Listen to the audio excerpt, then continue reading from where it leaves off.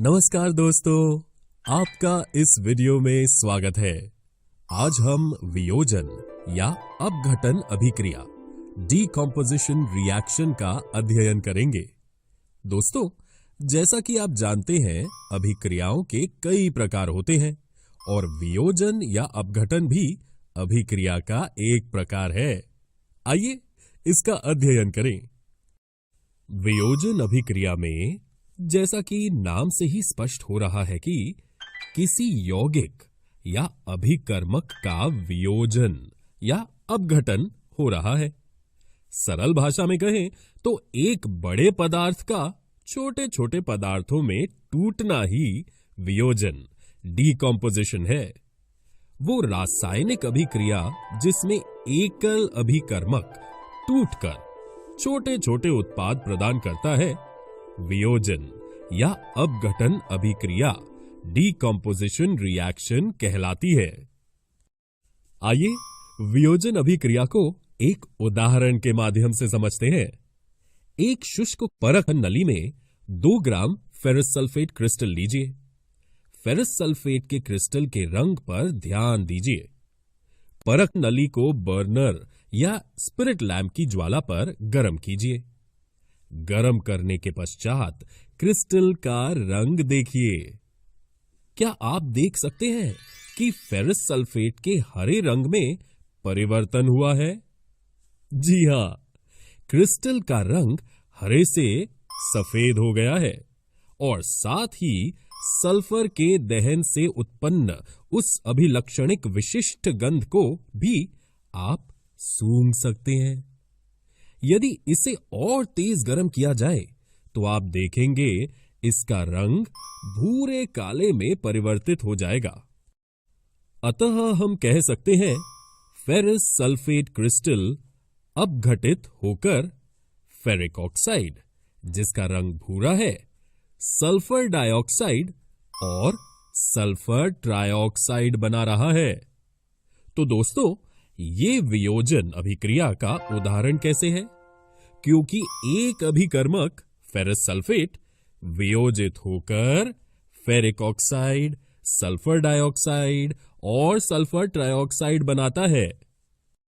इस अभिक्रिया में आप देख सकते हैं कि एकल अभिकर्मक फेरस सल्फेट FeSO4 अपघटित होकर छोटे छोटे पदार्थ जैसे ferric oxide Fe2O3, sulphur dioxide SO2 और सल्फर ट्राइऑक्साइड SO3 बनाता है।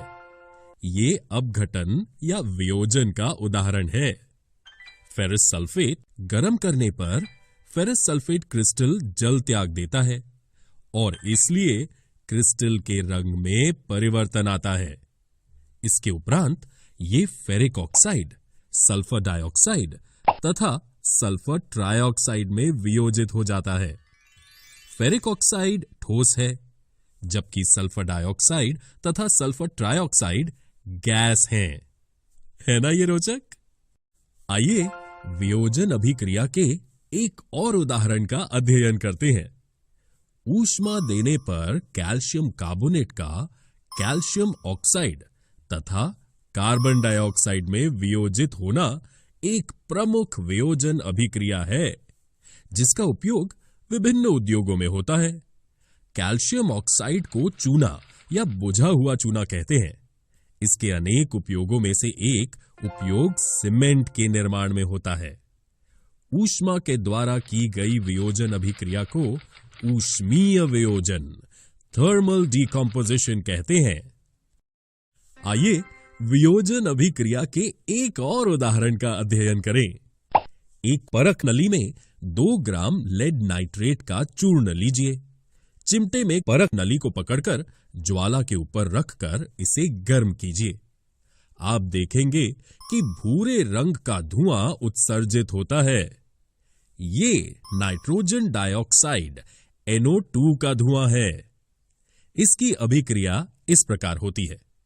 लेड ऑक्साइड नाइट्रोजन डाइऑक्साइड और ऑक्सीजन में वियोजित हो जाता है। दोस्तों, आइए एक और रोचक वियोजन अभिक्रिया का अध्ययन करते हैं, जो है जल का वैद्युत अपघटन। जी हां दोस्तों, जल को हाइड्रोजन और ऑक्सीजन में अपघटित किया जा सकता है। जल में विद्युत धारा प्रवाहित करने से वो हाइड्रोजन H2 और ऑक्सीजन O2 में वियोजित हो जाता है। इस अभिक्रिया को हम इस तरह से दर्शा सकते हैं। सिल्वर क्लोराइड का अपघटन एक वियोजन अभिक्रिया का उदाहरण है। यह अभिक्रिया करने के लिए एक चाइना डिश में 2 ग्राम सिल्वर क्लोराइड लीजिए। इसका रंग क्या है? इस चाइना डिश को थोड़ी देर के लिए सूर्य के प्रकाश में रख दीजिए। आप देखेंगे कि सूर्य के प्रकाश में श्वेत रंग का सिल्वर क्लोराइड धूसर ग्रे रंग का हो जाता है। प्रकाश की उपस्थिति में सिल्वर क्लोराइड का सिल्वर तथा क्लोरीन में वियोजन के कारण ऐसा होता है। इस अभिक्रिया को हम इस तरह लिख सकते हैं। ठीक इसी प्रकार सिल्वर ब्रोमाइड भी सूर्य के प्रकाश में सिल्वर और ब्रोमीन में वियोजित हो जाता है। ऊपर दी गई अभिक्रियाएं श्याम श्वेत फोटोग्राफी में प्रयोग की जाती हैं।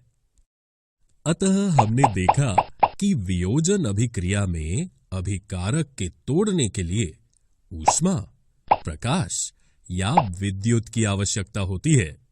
जिन अभिक्रियाओं में ऊर्जा अवशेषित होती है उन्हें हम ऊष्मा शोषी अभिक्रिया एंडोथर्मिक रिएक्शन कहते हैं। ऊर्जा का अवशोषण प्रतिक्रियाशील पदार्थ में मौजूद बंधनों को तोड़ता है, जिसके कारण प्रतिक्रियाशील पदार्थ उत्पादों में विघटित होते हैं। तो दोस्तों, आज हमने वियोजन अभिक्रिया डीकंपोजिशन रिएक्शन का अध्ययन किया। अगले वीडियो में हम विस्थापन और दोहरा विस्थापन अभिक्रियाओं displacement and double displacement reactions के बारे में जानेंगे।